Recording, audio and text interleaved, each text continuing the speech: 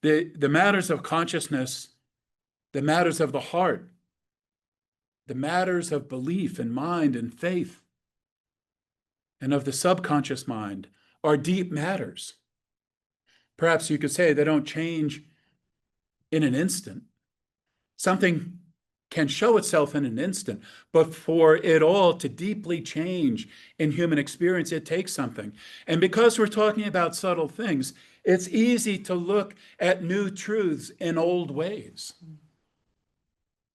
So the oneness of being throughout the cosmos and known here, present in the earth, can be looked at in a superstitious way.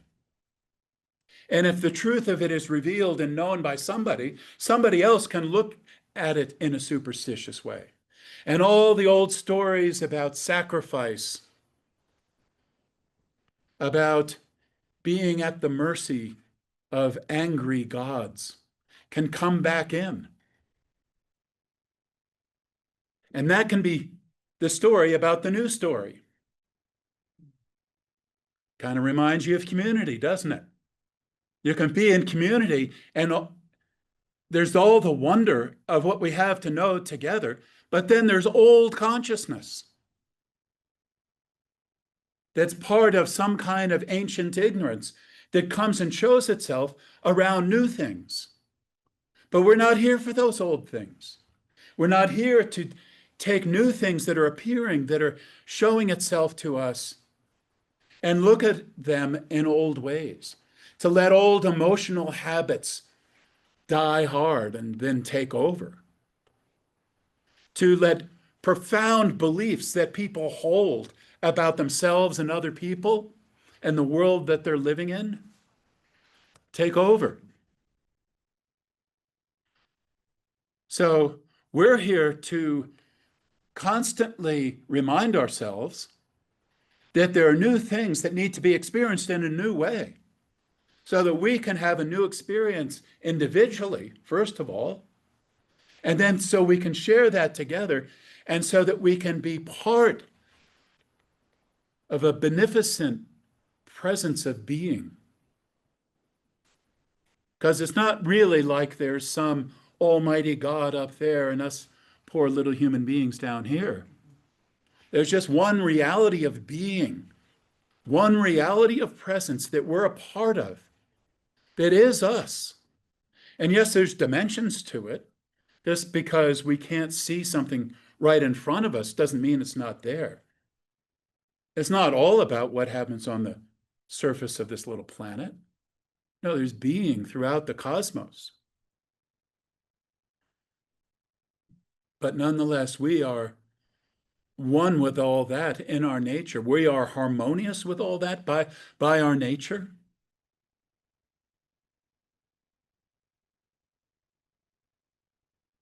This world, this earth, and in fact, the whole cosmos is rebirthing itself in every moment.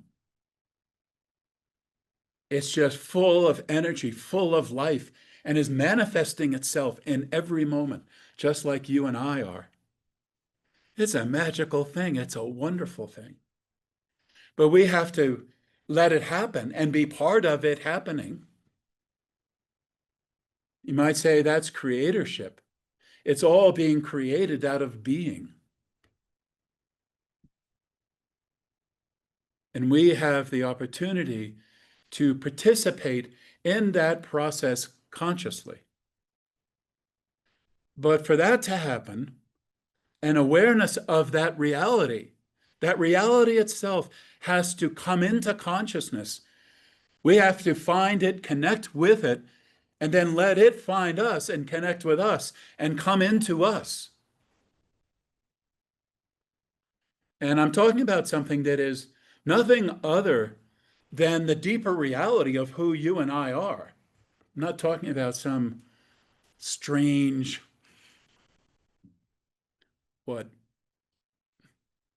spirit of some kind, or some strange mystical entity.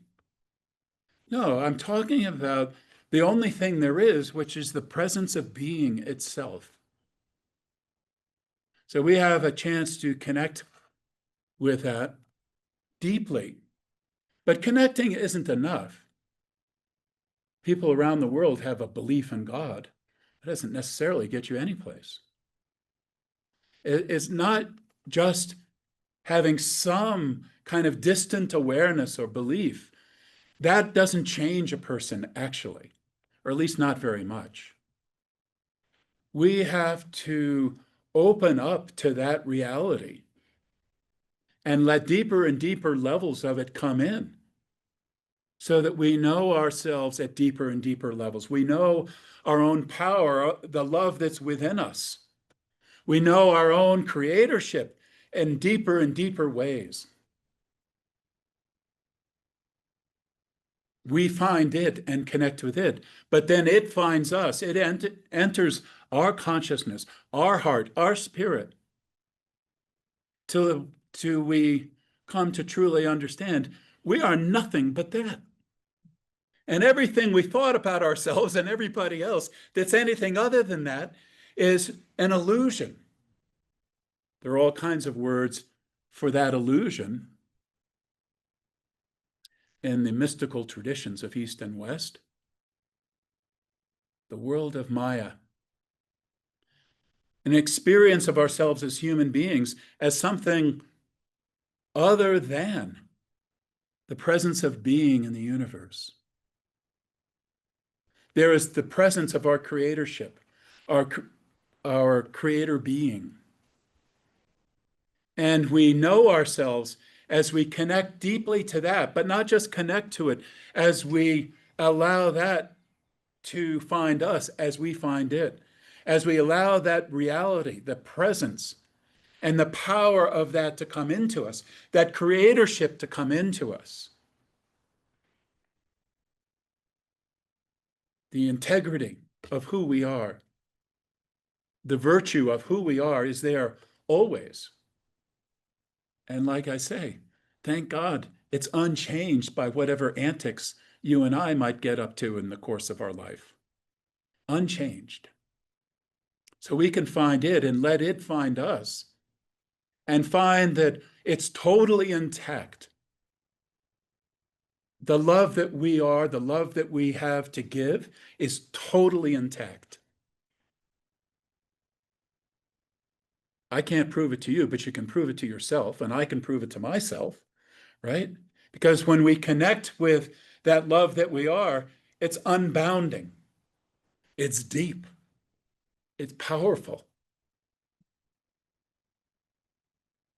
It gives of itself without demand or expectation. It is the very nature of who we are. And there's a higher intelligence, a wisdom that's there, that's accessible to us, that can move through consciousness and guide us. So all that's possible, but we have to be present and available and open for the download. It's there, but it has to, I don't know, like a computer program almost or something, but it's got to download into us, but it can't download into us if we're not staying connected for the download. Download begins and we're off doing something else. No, we got to be there for the whole download to get the whole thing. That's the thing about coming to this community, is a chance for a person to get the download. Can't make them. But you got to stay there for the whole download to really get who you are. It's not a download from Sunrise Ranch or from me or anybody else. It's a download from inside yourself that is life-changing, that brings not only the sanity, but the wisdom, the love, and the power of who you and I are as creator beings. It brings that. We got to show up for that and let that download and then be embodied and expressed through us.